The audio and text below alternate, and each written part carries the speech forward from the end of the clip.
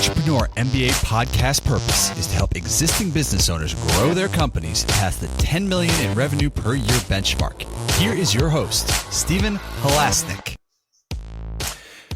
Welcome, everyone. My name is Stephen Halasnik, and I am co-founder of Financing Solutions. Financing Solutions, for those who don't know about us, we provide very easy to set up lines of credit for small businesses, and I will be your host for today's Entrepreneur MBA podcast. If you are interested in learning more about getting a business line of credit for your business, please visit our website at fscreditline.com. That's FS as in Financing Solutions, creditline.com. Over the last 25 years, I have built 6 companies in the $5 million to $25 million range, including 2 companies that have made the Inc. 500 fastest growing companies in the United States. I love learning from people who have business experience, and today I'm very excited to be speaking with Mike Conrad from Aqueous Technologies. Mike began his career in the electronic assembly equipment industry in 1985, and he also founded Aqueous Technologies in 1992 in response to the Montreal Protocol and the resulting international treaty banning most popular cleaning and defluxing solvents. Mike is a internationally known award-winning speaker on the subject of increasing reliability through contamination removal and cleanliness quantification techniques, as well as on entrepreneurship. He was also awarded distinguished speaker status with the SMTA in 2018 and received a Rich Freiberger Best of Conference Award in 2019. Mike is the host of the popular Reliability Matters podcast, available on Apple Podcasts, Google Podcasts, et cetera, et cetera. Mike, welcome to today's Entrepreneur MBA podcast. Thanks, Stephen. Thanks for inviting me on the show. And where were you 30 years ago when I was starting a business and had no money? Well, I didn't have Financing Solutions then. You know, right. The only reason I can I know, but hey, listen, I'm a perfect person for Financing Solutions. I started Financing Solutions with my business partner 11 years ago. And I'm a perfect person for it because I'm passionate about the idea that every business should have a line of credit, because I've been through what it's like to deal with a bank and a commercial bank. And for those of you who have never tried to get a line of credit, you're in for a rude awakening to find out what a bank will look for to approve you. So, and plus if you need to increase your line. So, I mean, I had a rather large line with a bank of credit. My business was kicking butt. We were doing great, both financially and in growth. And I went to my bank and I said, I need another $60,000 in my line of credit. And they were like, okay, sure. We'll give you an answer in a month. And payroll was due on Friday. So, I know what it's like. So it's funny you should say that. So Mike, let's kind of get into today's topic, which is going to be fun for me too. I'll try to keep my mouth shut a little more because this is something that I kind of know a little bit about too. I mean, today's topic is going to be lessons learned as a reluctant entrepreneur. I certainly was not a reluctant entrepreneur, but I think there's a lot of people out there who'd be interested to hear what you say. So why don't you kick it off and tell us what made you a reluctant entrepreneur? Yeah, I worked for a startup company. I'm in the electronic manufacturing services space. We call it the EMS space, which, look around you, anything that has a battery or plugs into the wall that has a circuit board in it is something our industry makes. Right? We put together circuit boards. That's the world I live in. And those circuit boards need to be cleaned, or formally needed to be cleaned after they were assembled, after they were soldered and assembled. That's a messy process, and they have to be cleaned. And the primary solvents that were used to clean those were being banned by international treaty.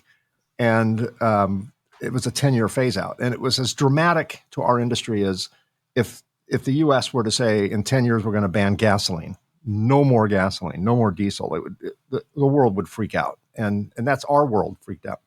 So long story short, I developed or had an idea to develop a technology that would use alternate materials, water and environmentally friendly chemicals, to replace those solvents that were being banned. And the company wasn't real interested in that idea. So I made a deal with them. I would develop technology on my time and my money, and then I would bring it to them finished and let them, kind of like Shark Tank, let them decide whether they're going to want it or not. And they liked it. So I made a deal with them where I built them at night, sold them by day, two separate entities. And I realized that I was a really good designer and salesman. I was not really that talented at putting things together. And I realized that after several months, we sold lots of these machines. So I made a deal with my employer again. Said, well, I'll just sell you the rights to it for my out-of-pocket expense. It's like $15,000 it cost me to develop it. Not a great business person back then. So I sold them the rights to it, and now they owned it. And I kind of had that trickle-down theory that if it's good for the company, it will ultimately be good for me and everyone at the company, which was a bit of a naive statement. And then I had this false sense of grandeur. I thought, well, the company wasn't doing well until I sold them this equipment. Now the equipment was rocking, and we were selling lots of these machines as the deadline for the solvent ban was approaching. And I thought I had this level of status at the company. I was in my 20s, or actually early 30s. And I thought I had this level of status. So we had a product development meeting to discuss the next generation of products. And I came up with another idea that would be even more environmentally friendly. It would have no drain on it at all. It would just recycle 100% of all the fluids. And I had an idea how to do it, and they weren't interested. And then I told my boss, his name was Jack, I said, Jack, I think you're wrong. And then Jack said one word to me that started my business reluctantly. Long answer to your question. He said one word to me. It started with F, and it had 4 letters. And it wasn't the word that's probably in your mind. He looked at me when I said, I think you're wrong. He looked at me and went, fine. A very dismissive, a very F you kind of, fine. I don't care what you think. We're not going to do it. And in that moment, I started my business in my head, reluctantly. I had no dreams or aspirations of being an entrepreneur. But I love business. So maybe I did. I just didn't realize it. I had a dream of building a product. I had an idea. That was the dream. I didn't care if someone else built it. I just wanted to put it out to the world. And no one would do it. And then finally, my wife said to me when I came home all frustrated, she said, if this is such a good idea, if you have so much passion for this idea, why do you expect someone else to pay for it? It's time for you to kind of put on your big boy pants. And if this is really good, if it's everything you think it is, do it. And with that, we started a business. I took a few months to build up the courage and max out all of our credit cards. I actually wrote a business plan and took it to a bank. I was 31, and they were kind enough to wait 2 weeks to send me the Dear John letter. We regret to inform you. All my letters from banks started with those words. We regret to inform you. Good thing we didn't have caller ID back then, because all my relatives and friends would see who's calling and not pick up the phone because word got out that I was looking for money. But we eventually bootstrapped the company, and I resigned and started the company, and we built a company from there. And then I began to realize, not only through hindsight, it's taken 30 years. I'm a learner. I'm not a quick learner, but I'm a learner.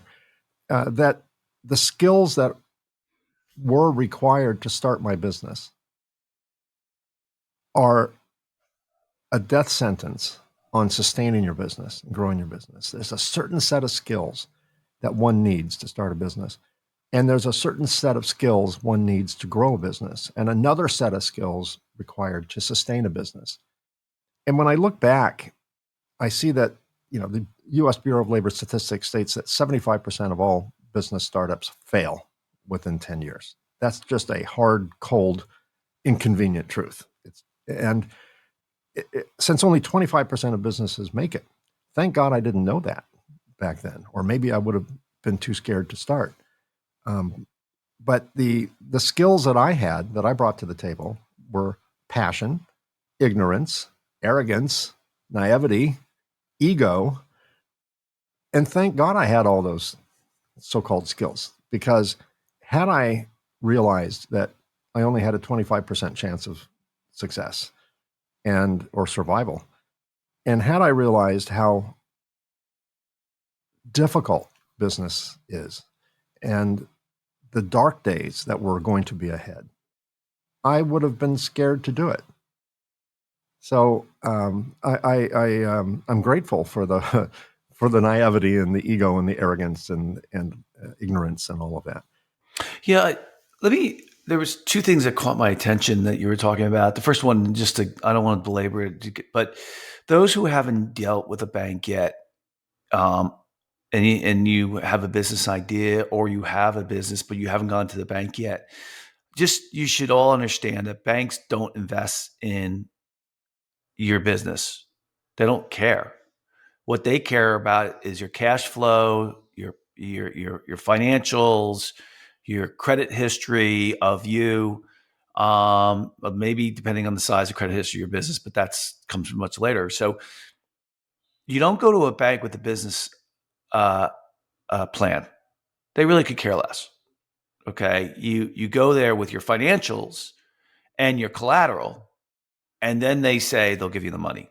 Okay, so let's just make sure that everybody who's listening to this understands that. There are other organizations that you would go to, or other types of organizations that you go to get funding if you need it, and those type of things. We're all familiar with Shark Tank and angel funders now, and venture capitalists, and factors are another ways of going to alternative lenders, those type of things. But banks, we did factoring for a while. Yeah, I did too in the beginning. It was good. It worked out well. It was expensive, but it was good. Served a purpose. Yeah. Yeah, it was good. Served a purpose. The second thing is, I want to go back to what you were saying, Mike, about the statistic of 75% of businesses fail within the first 5 years.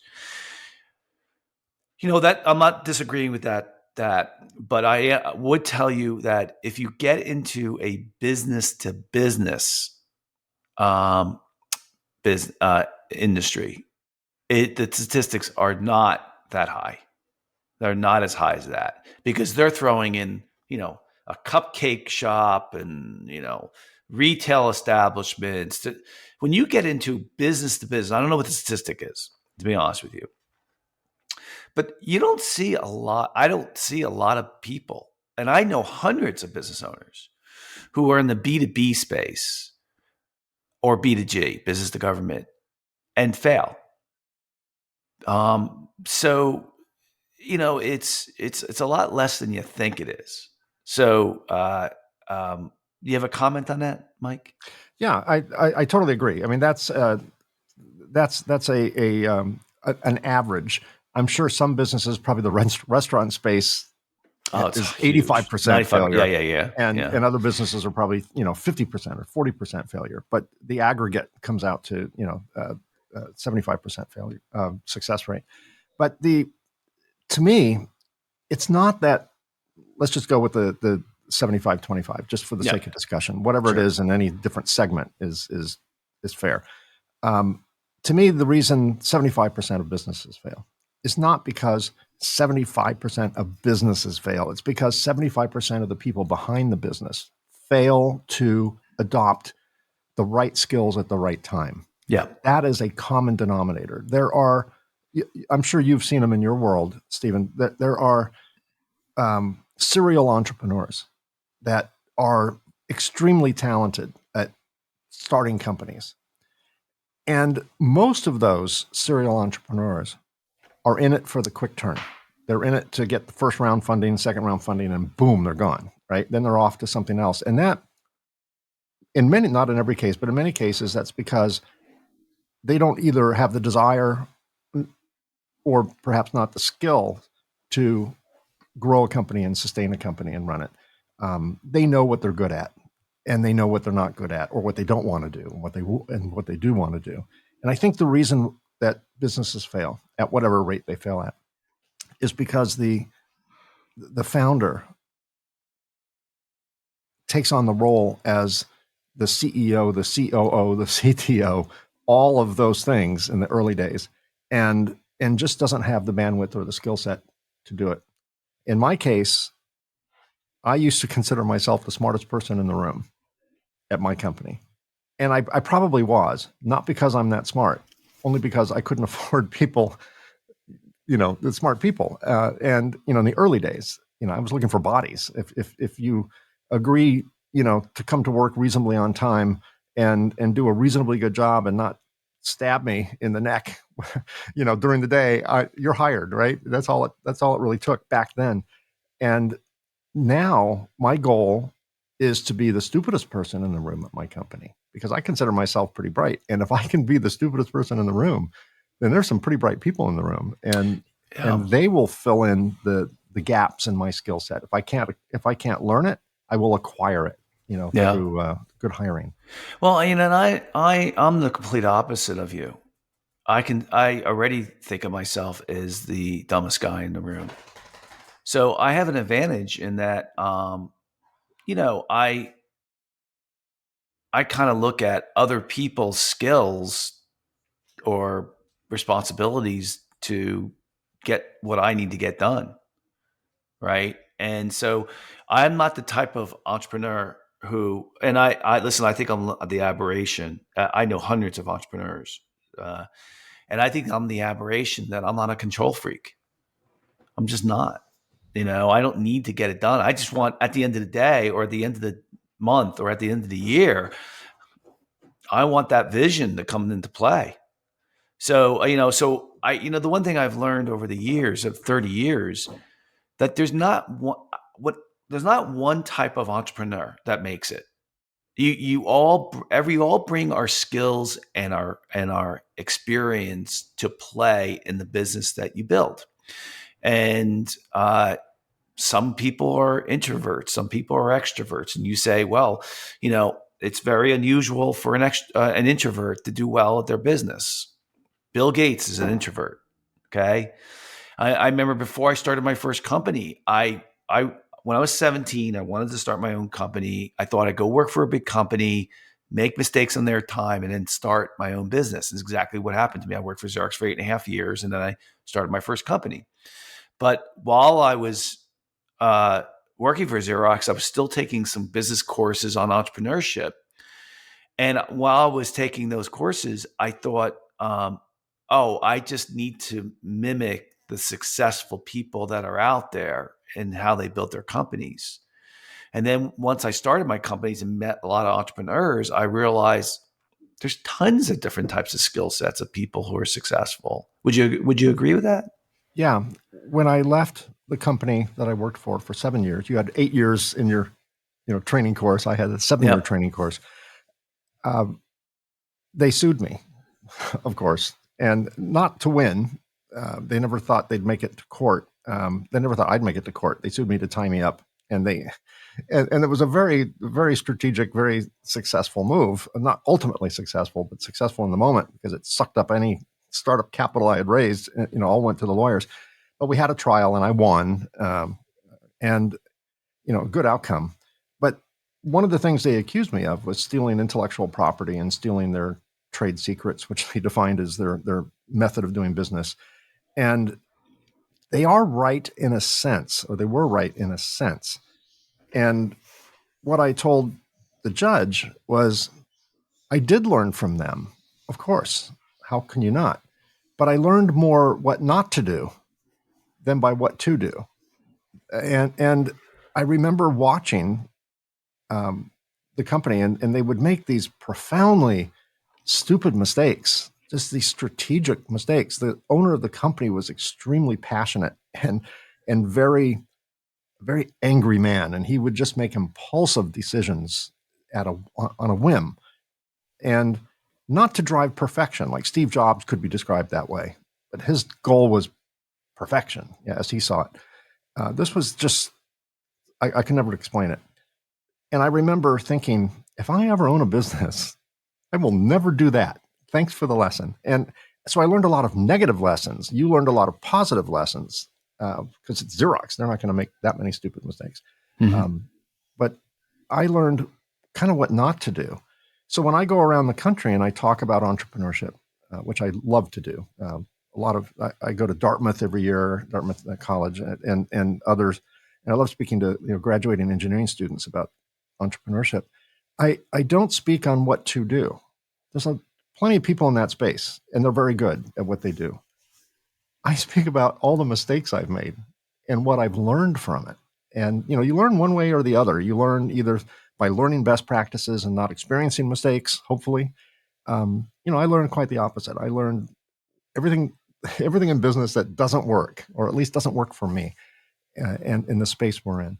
And by making those mistakes, I don't have to trust it doesn't work, because I'm not a believer in it. When it comes to technical ideas, if someone says, yeah, you can't do that, that doesn't work, that challenges me to prove them wrong, right? Yeah. I'm like, no, you haven't been able to get it to work. Yeah. A lot of things people said wouldn't work that we use today. But business ideas are a little bit different.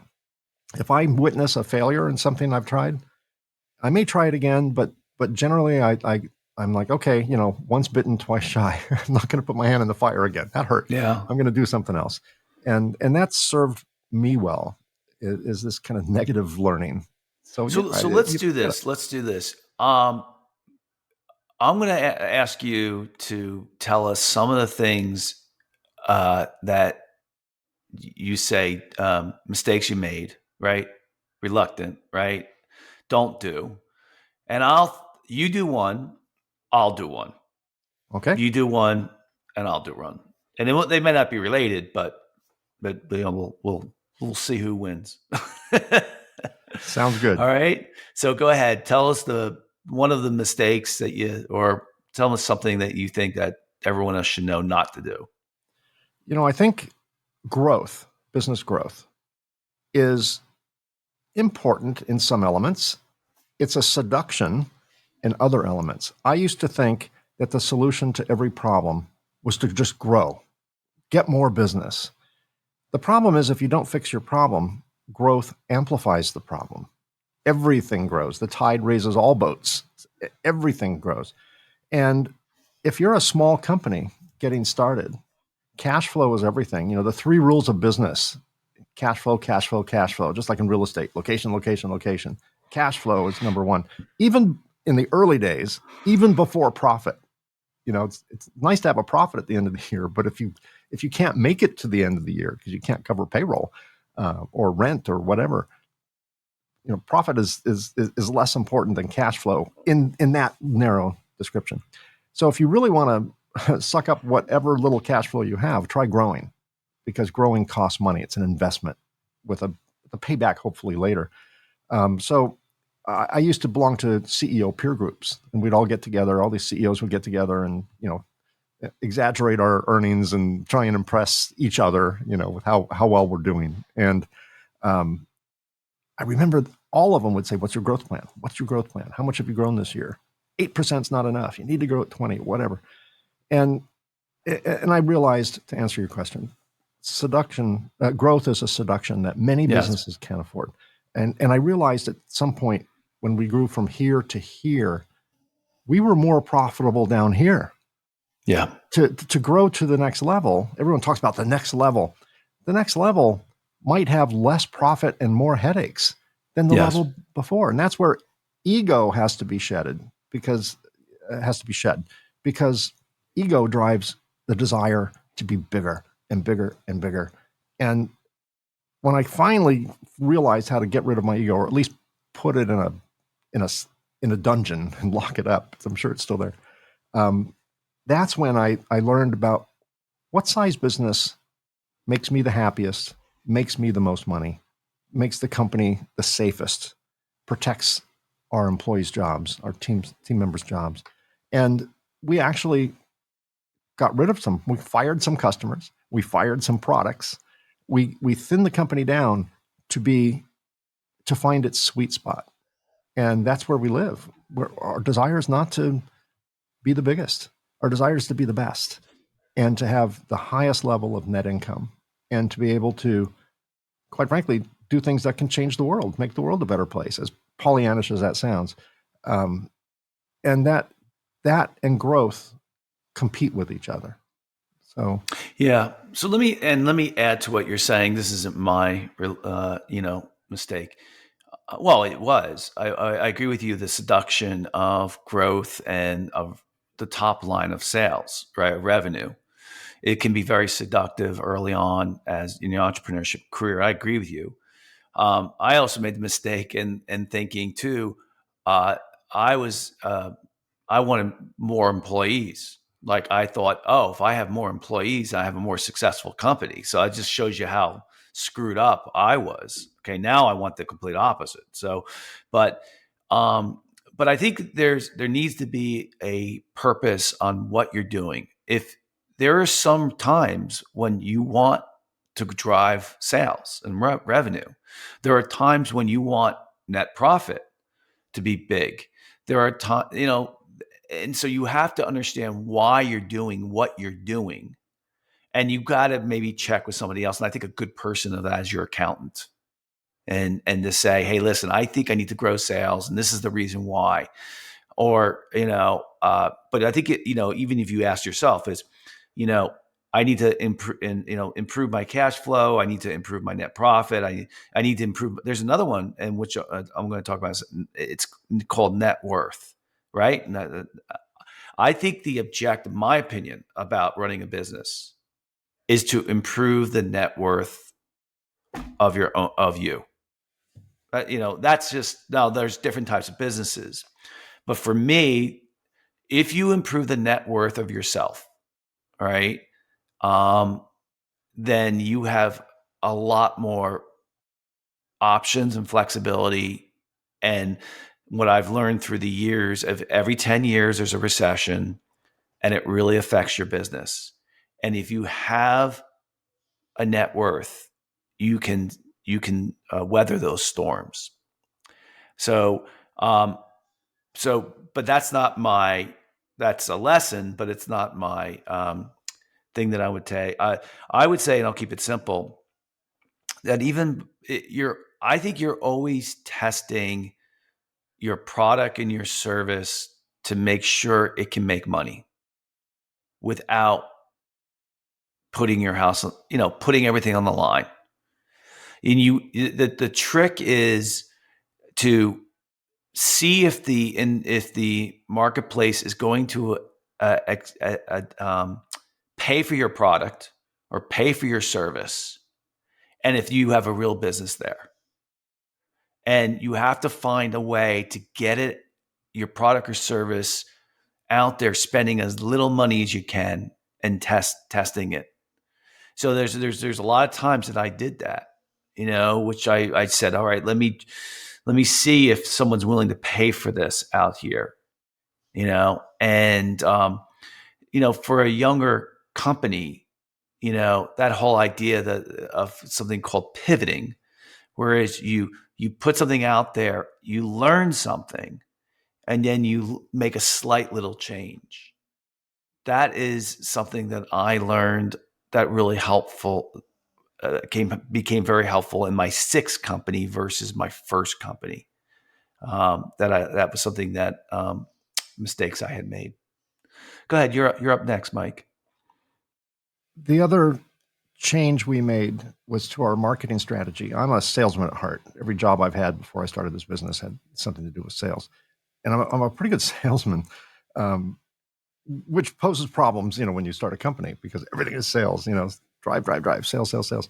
And we had a marketing campaign that was, looking back, was pretty arrogant and obnoxious. It was, I put a sticker on all my salespeople's computer monitors. That's with an acronym, LNO. And they're like, Mike, what's this LNO? It's like, lose no order, bring in orders.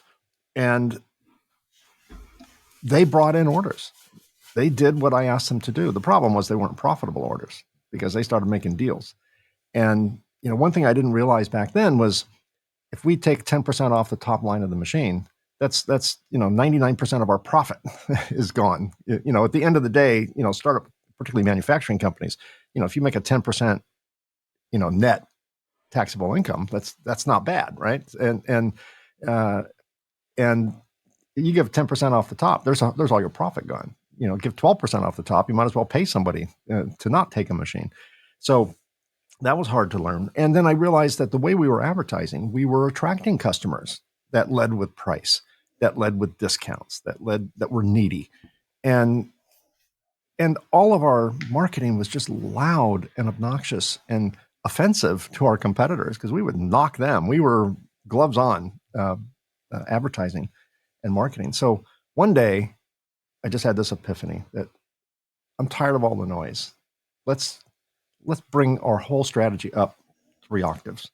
And we stopped exhibiting at trade shows. We were big trade show freaks. We were doing 7 or 8 trade shows a year. Some of them were 150 grand, just for 3 days of booth space.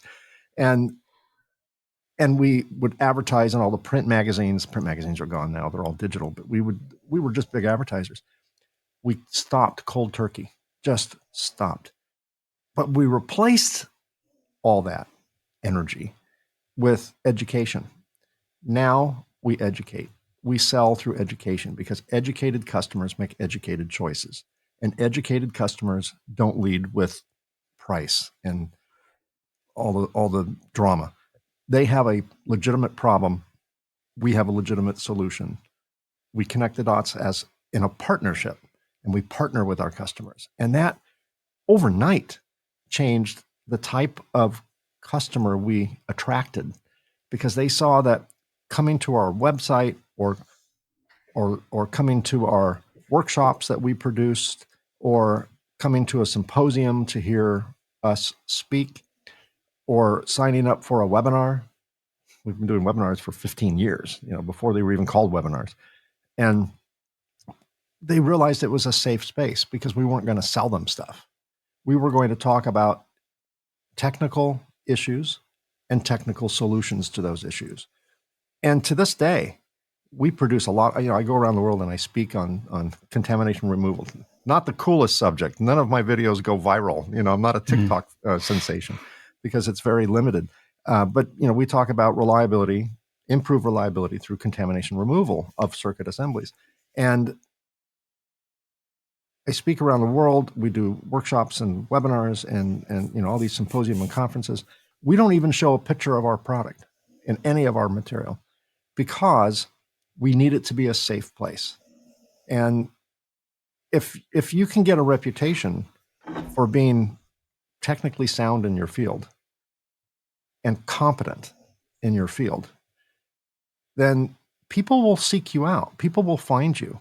They will let their guard down. Not that they need to, but they will let their guard down and they'll turn off their filter where everything you say, they just filter out because it's all blah, blah, blah. It's all sales stuff.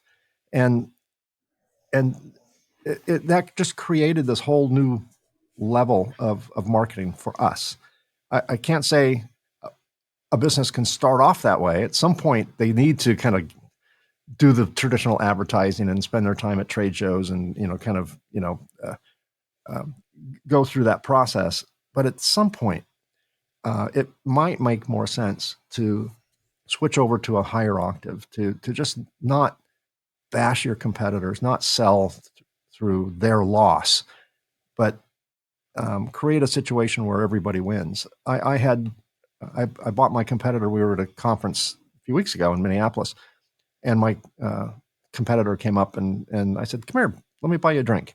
So we're sitting in the bar and we're drinking, and he looked at me and he goes, "I can't believe I'm having my competitor is buying me drinks." And I looked at him kind of with curiosity. I'm like, "Well, yeah, you are a competitor, or we compete, I suppose, but you're out there pushing cleaning like I'm out there pushing cleaning. You are more of a colleague than a competitor because Okay. you're promoting the same process that I'm promoting. And we need all of our so-called competitors to do that. And customers will decide who they want to buy from. That's up to them. We put on our front, you put on your front. Everyone does it a different way. And customers and the people who are attracted to however you are presenting yourself will find you. That's just the way it works. But really, you're more of an ally because you're helping spread the message differently than we would. but still spreading the message. They're still shoveling coal into the furnace that is driving the cleaning train down the track, if that metaphor makes sense. So that's whole marketing approach is something I learned Yeah. that And works for us. I'll add on to that what you're talking about too, as far as marketing goes. And I use a different word for marketing than most people do. And I call it lead generation.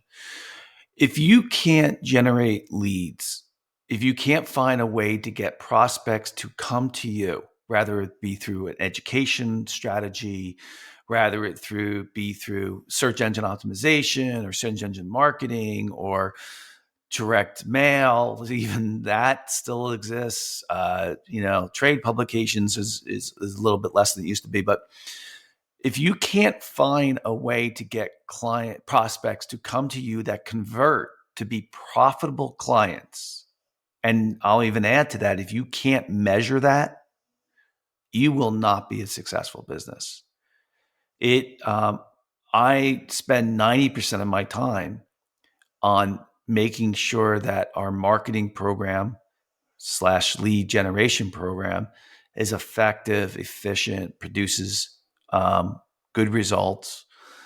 And I'm lucky in that my business partner, now out of the 6 companies I've built, 2 of them have had business partners, and I've had very good luck. Great. He's my best friend too. So he handles the other part of the operations, which is good. We have a good mix. But I've had other companies where I didn't have a business partner, but my core competency has always been marketing. But I see it all the time where companies can't grow big enough because they don't spend enough time on trying to figure out how they're going to acquire their clients. And they think it's either through word of mouth or hiring a good salesperson. I think that's something that someone has to look at on a consistent basis. And as a business owner, you have to put more time in marketing than you think you do. So, well, everything is sales and marketing. Whether you're answering the phone, sweeping Agreed. the floor, putting things in boxes, unloading boxes, building stuff, everyone has a role in sales and marketing. They are all a projection of our company and our mission. So you're right. The world is marketing. We just redefined what our version of marketing was. And the and problem because we're is in a highly technical world, it makes sense for us. It may not make sense if you're selling hamburgers to do educational videos on, the benefits of eating hamburgers. There it might just be, we're better than Wendy's or we're better than McDonald's. I mean, I'm not saying other policies and other methods are wrong. They just became outdated for us. It was time for something new. And well, the time when your business will really start humming is when you've figured out that marketing strategy, right? Rather it be through an educational strategy, rather it be through search engine optimization, whatever it is, your business will really start. And it takes a lot of trial and error, measuring, creative ideas to come up with that strategy. And sometimes the strategy changes because what worked once didn't work again. So I need one more Mike from you, and maybe we'll see if I'll do another one. But Mike, give us another learning experience you've had over the years. We and probably most people, not just entrepreneurs, managers, frontline employees, whatever. We make decisions through a lens, and part of what's on that lens is fear. I found that we had made a decade or more of fear-based decisions. And, what happens if we don't do this? What happens if we do this? And I hired a consultant to come work with us, and she still works with us. We've been meeting with her for years, and she's brilliant. And one of the things she taught me is take time and money off the table and say, if it wasn't for money or time, would this be the right decision? And if the answer is, well, yeah, if I had the money and if I had the time, this would be the right decision, then that's the right decision. And, take the filters off, and then the right decision will be very obvious and clear. And then, figure out a way. If it's the right decision, you'll find a way to make it happen. And one of the things that one of our fear-based decisions was we were afraid, LNO, lose no order. And I alluded to this before, we would give discounts. And we were covering cash flow requirements. Like, we needed payroll next week. We'd get a bunch of orders in, and none of them were profitable, but we'd cover payroll. And that was tomorrow's problem, is profit. But we decided to cold turkey it one day, and I made a decision: no more discounts. Our prices are fair. We have to be profitable in order to be around to service our customers. They're investing in us, and they're investing in this. These machines cost $80,000 or more. They expect them to be around for a few years. If we're careless with our money, then we're putting our customer at jeopardy. It's not just we want a vault full of cash. We need to be around to cover our customers' investment. So we made a decision: no more discounts. And I went to a trade show, and this is one of the last trade shows we exhibited at. And I had already told my team, and they were not very happy, we are not going to discount machines at all. We are just going to face the fear and take it off the table and just make the right decision. And they were very pessimistic, and they were very reluctant, and they didn't think it would work. And sure enough, the business gods of the world would test me during that moment. And I was talking to a customer, and we're talking about the price of the machine. And I forget what it was at the time. Let's say it was $50,000. The machine's $50,000. He goes, well, your competitor down around the corner is offering, their version of your machine for 30, and that's a show discount. And my team heard me, and all of a sudden, all eyes were on me and ears were on me. I'm like, okay, time to put up or shut up, right? Old me would have said, they said 30, we'll do 28. But you got to do it now. You got to do it right now. You can't even go back to them. It would be this Shark Tank kind of thing. So I said, well, 30 is a good price. I said, but let me tell you something. If you're only looking at price, I can show you where you can get it for, 19. Let me show you. And I grabbed my computer and I opened it up, and, I went online and I showed him where he could get a machine that claims to do everything that machine did for much less than even that machine. And he looked at me and goes, you're not afraid that I'm going to go buy a cheaper machine? And I said, no. Oh, I never promised this would be the cheapest machine. I'm saying this is the best solution for you as far as we can see. But if price is an element, and I respect that, because not everyone can afford what we make, I totally understand, and I appreciate that, and I respect that. And I want to preserve our relationship so that if in the future you come back, we'll be here for you, right? When you're ready. And I didn't slam the competition. I actually, paid tribute to their low price. I never said it won't work. I kind of implied it, but I never really said that. And the customer bought the machine from us. And not just that, we sold, I want to think it was like $230,000 worth of equipment on the show floor, which is a little unusual. And it worked. I got an email from General Electric, GE. Turned out they hired somebody. GE has a lot of divisions, dozens of divisions. And they hired someone to kind of put all the divisions together.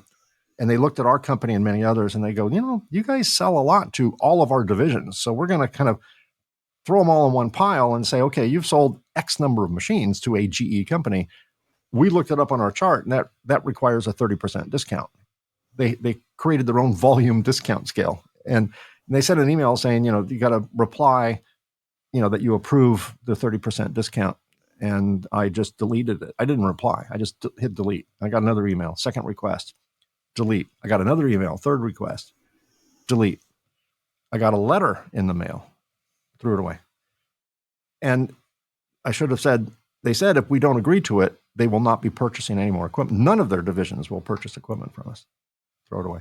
And I got a phone call from this person. And they said, yeah, we sent you some emails. We must have your wrong email address. I go, oh, no, I got your emails and I got your letter. And now I'm on the phone with you. No, I got it. Oh, you didn't reply. I said, no, I didn't reply because we don't agree. I didn't argue. I didn't push back. I respected their position. I said, that's not something that works in our world. Our prices are our prices. And we put a lot of thought and energy into the price. And that guarantees our ability to be around to support our customers. Yeah, well, that was a purchasing agent who gets paid based on how much money you saves the company. So you got to understand the inside. But the whole point is fear-based decisions. I told him no, very respectfully, no pushback, no argument. Just doesn't work for us. And he said, they won't buy from us again. I said, I totally respect that because it wouldn't make sense for us to sell it to you at that price anyway. So we're kind of win-win. That's a huge discount. Yeah. Yeah. And guess what?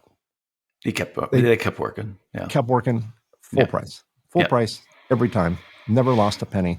Fear-based decisions would have stopped us from making that decision. And we would have been in the world of discounts and low profit margins and all of that.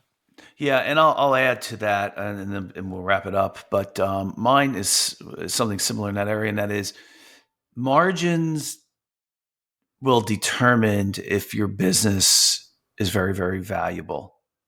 The higher the margins, now again, every industry is different, okay? But if you have higher margins than your competitors, you're doing something well in general, okay? When you're looking for a business, potentially, if you're looking to get into an industry or you're looking to buy a business, margins will tell you a lot about that company.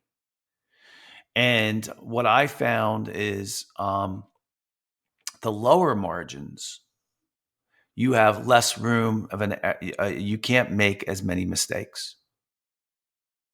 And the better companies have better margins. So, when you're looking at, it's also important to know what your margin is versus your competitor's margin.